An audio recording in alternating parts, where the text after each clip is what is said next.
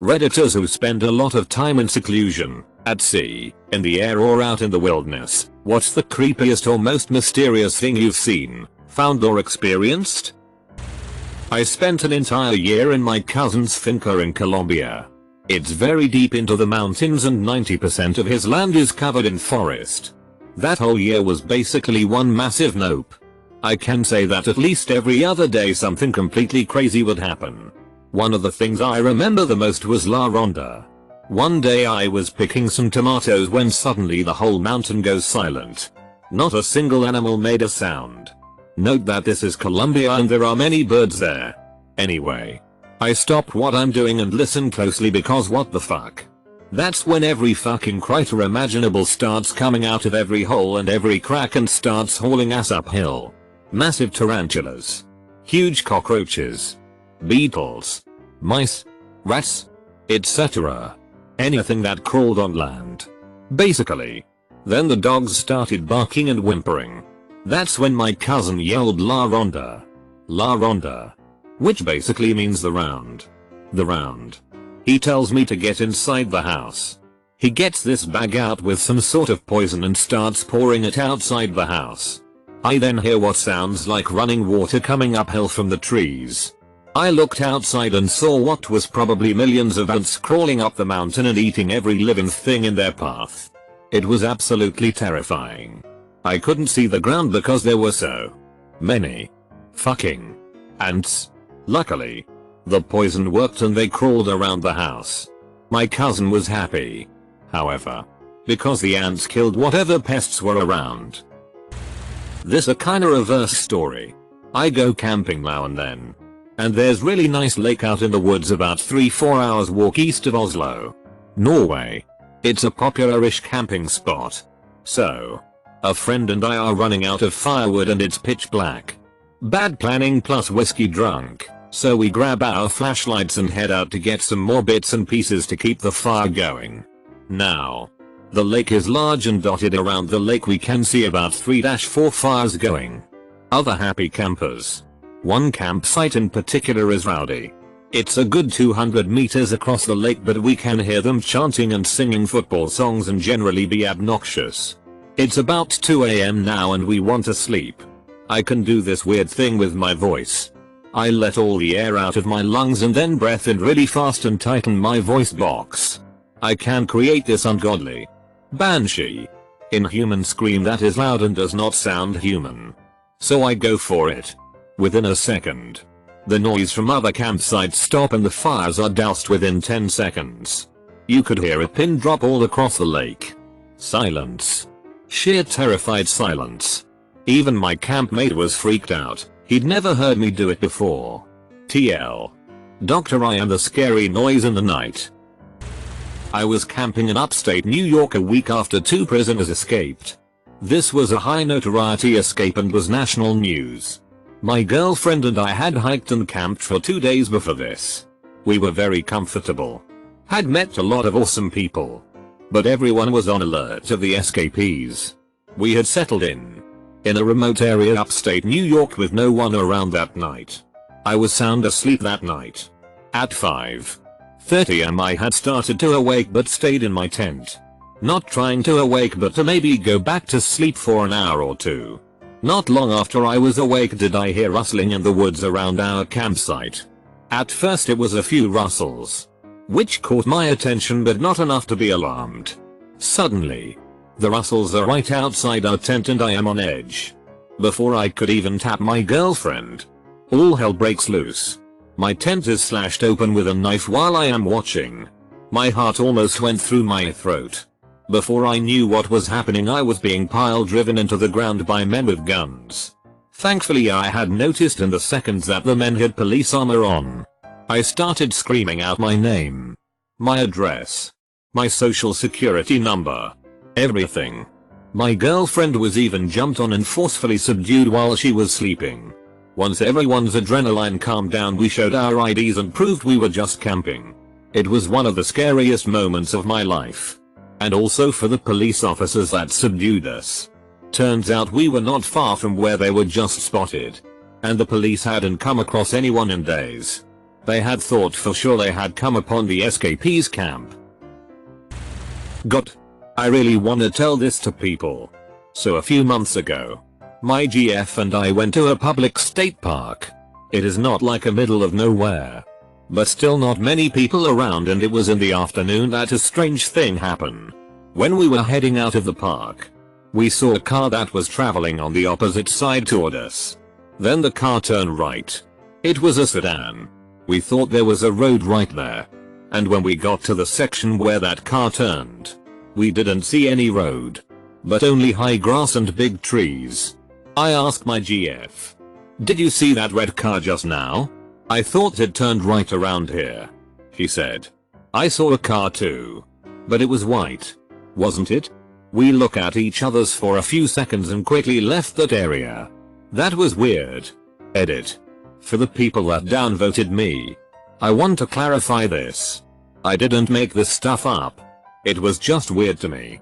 And since this is an opportunity to share what had happened, I just want to tell people, in case someone with the same experience can explain the event. My GF's siblings had a few strange things happen in the past at one of the house they rented before as well. She told me the story. I brushed it off.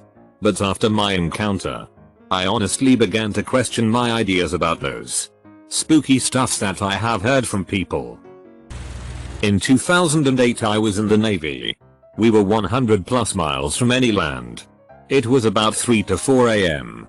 Off the coast of Peru. I was an electronics technician, so I worked in radio with one other guy, a radio man, and we just sat up scanning on HF, UHF and VHF radios listening for drug runners.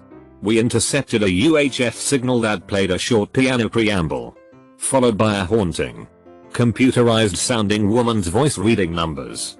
11, 9, 4, 6 etc, etc. This went on for about a minute. Then the preamble repeated, followed by the same number sequence. Then it was gone. We recorded the transmission, wrote the numbers down, informed the captain, and shortly a message was sent off to the area commander about the strange message. The reply we received was to disregard. Creeped me right the fuck out. I came to find out that this is a numbers station, and while the phenomenon is not entirely understood, it's likely a method for getting a secure message or code to an intelligence agent in the field, over an insecure method of communication. Since the numbers could be attached to a one-time code, it's basically indecipherable. TL. Doctor intercepted creepy numbers station transmission while in the Navy. Scared the bejesus out of me. 2 years ago I lived in a fly-in community in northern Manitoba. I lived there for 2 years and tried to experience everything the location had to offer. I got into hunting and took to exploring around on the ski-doo that was at my disposal. One day I went grouse hunting down the ice road on the ski-doo. I had been out for a while in -35°C and managed to get a grouse.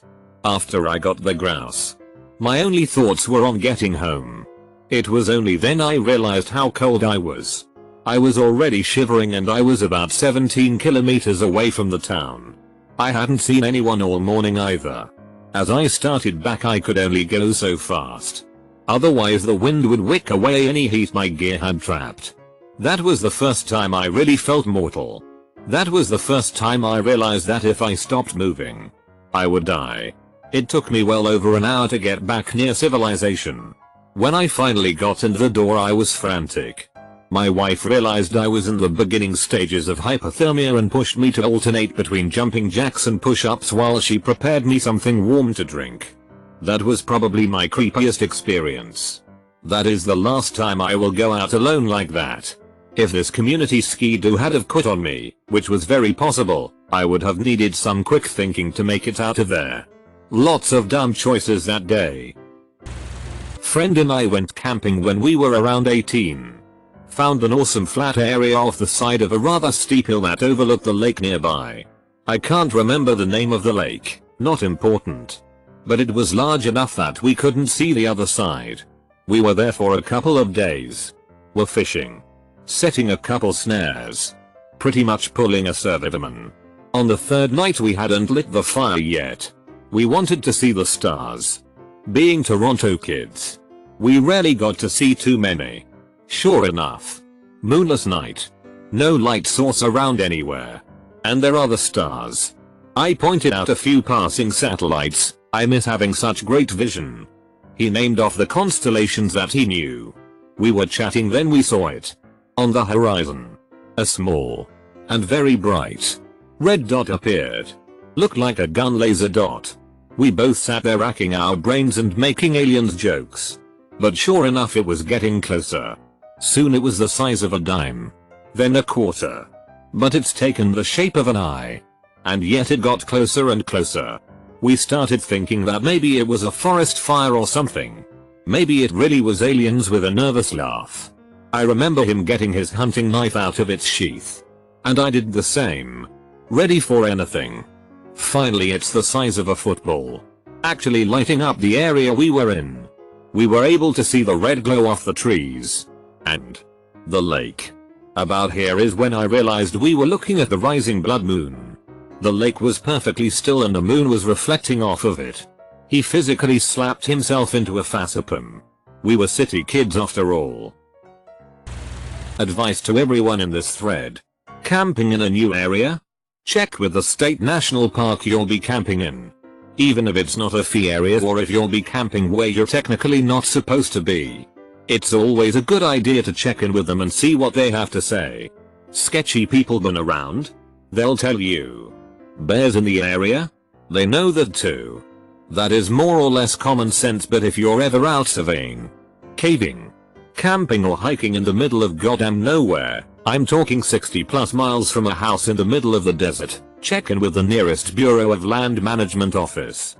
They'll likely not give two shits about you camping for a little while. They'll know you're there if anything goes wrong, and they can give you a little information on the area before you head out. It might not seem like a big deal at the time, but it can really save your ass if you're in a bind. I worked in New York Harbor for quite a few years on tugboats, assisting large ships in and out of the harbor.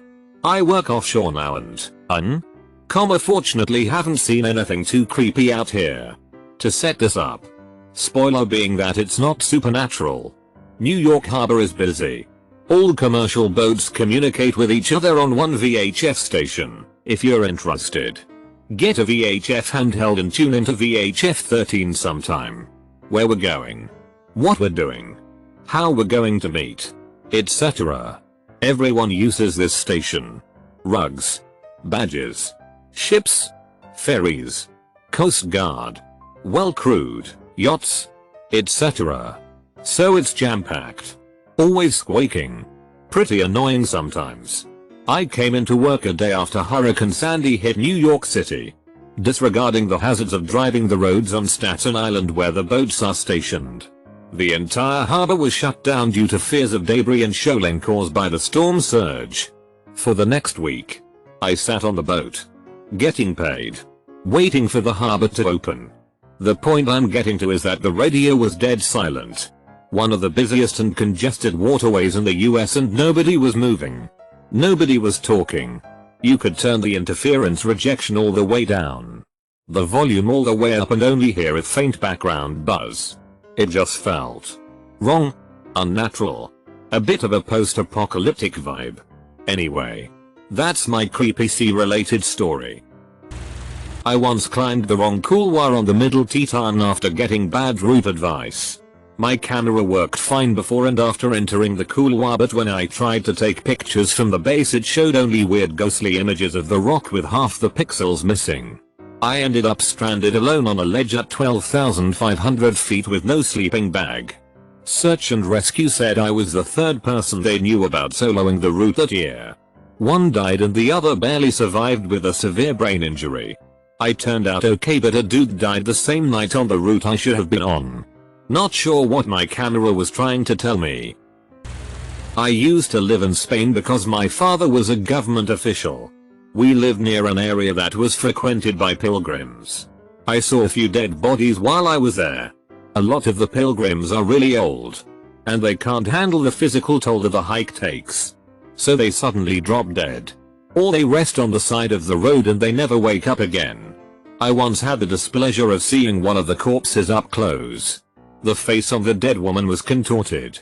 She looked terrified, like death had taken her by surprise.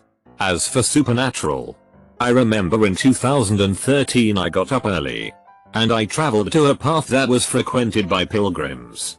I wanted to go stargazing, and there was relatively little light pollution out in the countryside. When I arrived at my usual spot, I noticed there was a man in brown robes not too far off in the distance. When I yelled a greeting towards him, he turned his face towards me. He was unnaturally pale, as if he were a corpse or gravely ill. His eyes were bloodshot and he looked like he was crying. He said not a word to me and turned around again, continuing to stare off into the distance. I remained for a few minutes, but shivers kept running through my spine, and I decided I shouldn't be there, so I left. Later that evening, a train derailed at Santiago de Compostela, which is the end point of the pilgrimage, and 80 people died. I think this is all a coincidence, and I probably met some sleepy pilgrim. But I told my grandma and she said it was the spirit of Street James the Muslim killer, as the pilgrim's path is dedicated to him. She says he was trying to warn me of the tragedy that was going to take place later that day. This wasn't necessarily a lot of time, but I was in solitude, and it was at sea. When I was 23, I was at Dockland for a boat rental club. I bought myself a 27-foot Catalina sailboat and lived on it at the docks for about a year while I worked for the boat club. I would often get toasted on 101 proof peppermint schnapps and go joy sailing late at night on the Chesapeake Bay for kicks. My mainsail tears, and my atomic 4 engine breaks down. I drift out of the channel, drop anchor, plug in my backup batteries for power for my anchor light, and bed down in my forward berth to wait until morning for one of my co-workers to tow me back in. I'm about a mile offshore, well out of the channel in about 60 feet of open water, when I hear a rhythmic thudding on my hull beneath me. It was like someone was doing a semi-fast snare roll with closed fists against my hull. There was nothing in my head that I could figure could make that noise happen besides someone diving under my boat and literally beating on it. I went topside with my flashlight to investigate and couldn't see anything out of the ordinary. And the sound continued on and off for about 15 minutes, then stopped. It was a calm night with nearly no wind or waves at this point, and I visually couldn't see what could have been making the noise. It came from midship, so it couldn't be the motor being weird or something. And I checked my bilges for any anomalies and couldn't find any. It left me pretty shaken up because I just couldn't figure what could make that sound as loudly and as precisely as it was. I could feel the bumps hitting against the fiberglass hull. I eventually got back to sleep and made it back to the docks next morning. I dove on my boat that day to check for anything amiss and didn't find anything off. Needless to say, that was the last time I went out alone at night. I think I'm too late, but I have a good one. Last year I was on an outward bound trip in the Rockies on a 14-day expedition. In case you guys are hip to the outward bound course, there is a solo about 3/4 the way through the trip, which is pretty much you're in your own area out of eyeshot and hearing range of other group members for a set amount of time. This expedition had a 2-day one. So on day 11 or so we stop to do ours. Mind you, this is a 9-day hike from the closest base camp, and we went about a mile off the rugged trail we were taking to set up. I woke up on the second day of the solo and looked out of my tarp and saw a guy about 20 feet away in a solid cherry red hoodie with the hood drawstrings fully pulled, so his face was entirely covered. I figured this was one of the instructors, because they go around sometime on the second day to check on us. So I waved at him and smiled. He then took off uphill and I lost sight in the trees. Come the next day when we are all back and talking about it, I asked which of the instructors had the red hoodie. Turns out neither of them did. There was a man 10,000 feet up a mountain in the middle of the woods who walked by me sleeping in a tent. It had potential to go pretty awry. Edit. A letter. The thing that gets me sometimes is the sounds.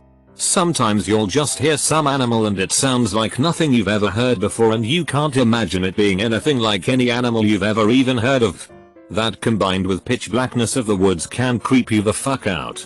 Worst one was a couple months ago, sitting under a tarp because it was raining a bit. Small fire going a bit away with no other light. Heard a sound with a rhythm you would expect from a bird but with a deeper sound than any bird ever. Sound continues to repeat every couple seconds and slowly gets louder like it's getting closer. Then stops. Never heard it again. But those couple minutes until I convinced myself it was gone, I was creeped the fuck out, no doubt. I used to live in rural Panama in a community with no electricity. The whole town is inside by sundown. Around 7 PM. And asleep by 9 PM.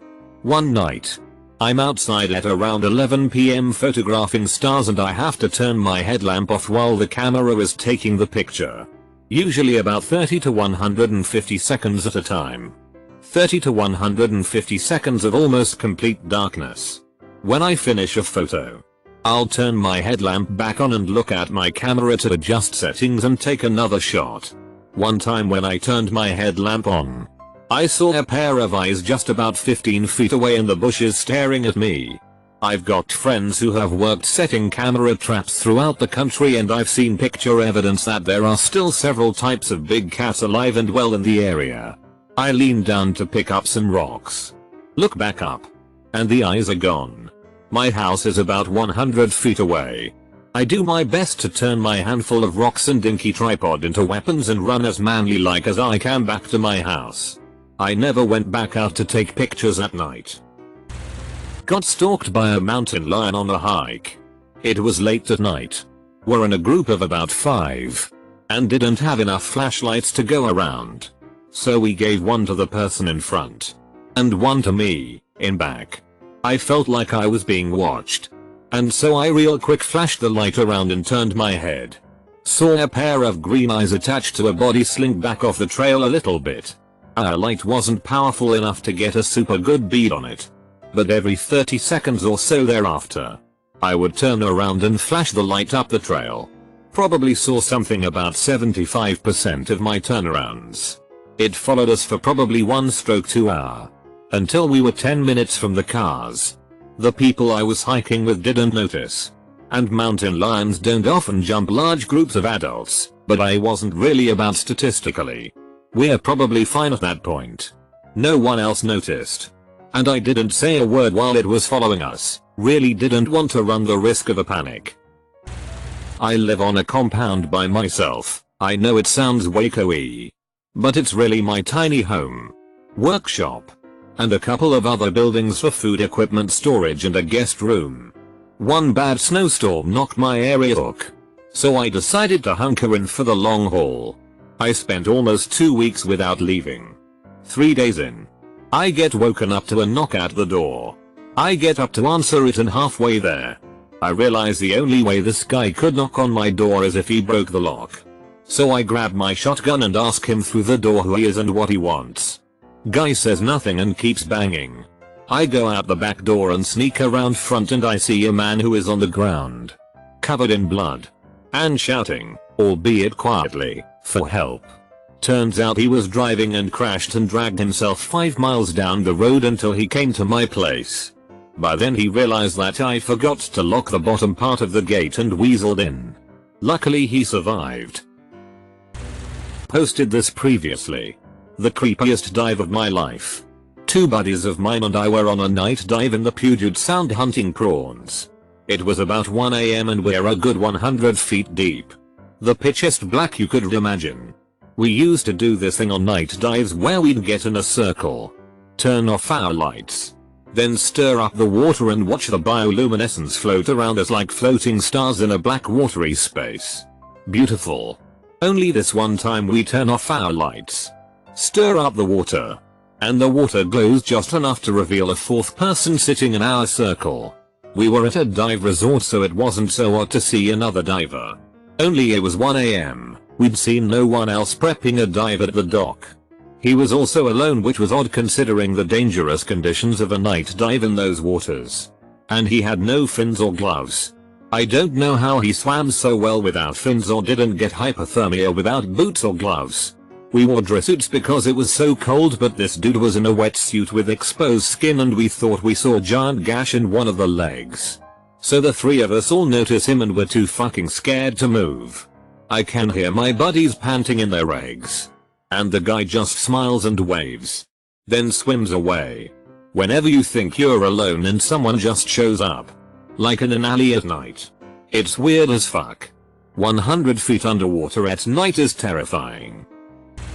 I used to work at a weather station in northern Canada. It was a 24-hour place, so it was manned round the clock. And often by someone who was awake. I worked nights many times and I didn't see much creepy stuff. But heard a lot. Fairly nearby was a place where a couple of local guys housed their sled dog teams. You'd hear them yipping and barking now and then, and it was quite routine. Other times, it was apparent that a bear or wolf was over there and bugging them in their cages. Because it was a lot more than normal barking. It was the sound of shit scared dogs freaking out. I only heard this next thing happen one time. But pretty clearly something had gotten in there and killed at least one dog. I heard the sound of a living critter screaming while it was being killed. And it totally knew it. There is no other way to describe it. If you heard it, you'd know. When I was a teen, I used to go off-roading mountain biking in the big forested parks in my suburban town. I had been gone for a few hours and was nearing the farthest end of the park. It was starting to get late and I was deep in the mudded secluded trails. I turned a sharp corner on part of the trail and saw a man. Disheveled. Maybe in his mid-40s or 50s, just standing there. I was surprised and it stopped me in my tracks about 10 feet away from him. The trails were really narrow and for me to turn around in the dense woods would leave me vulnerable to this guy if he decided to jump me or something. So I just stood there for a minute. We both looked at each other blankly. I said, "Hi. Can I get past you please?" He didn't say anything for about another minute. Then he spoke. "Would you like a blowjob?" Double quote. Needless to say, I backed up really fast, spun my bike around, called him a creepy motherfucker and rode off. 3 things that happened on my first deployment. 1. Giant flare. Less than a mile from OP. No concussion. No damage. No explanation.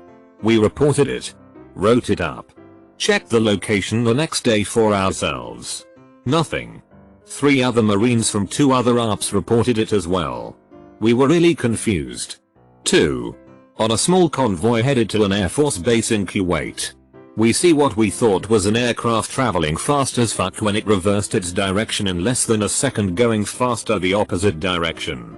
We thought, oh fuck. That must have been a Tomahawk. Except they don't have lights or return to sender. Meaning it didn't just loop and hit a target.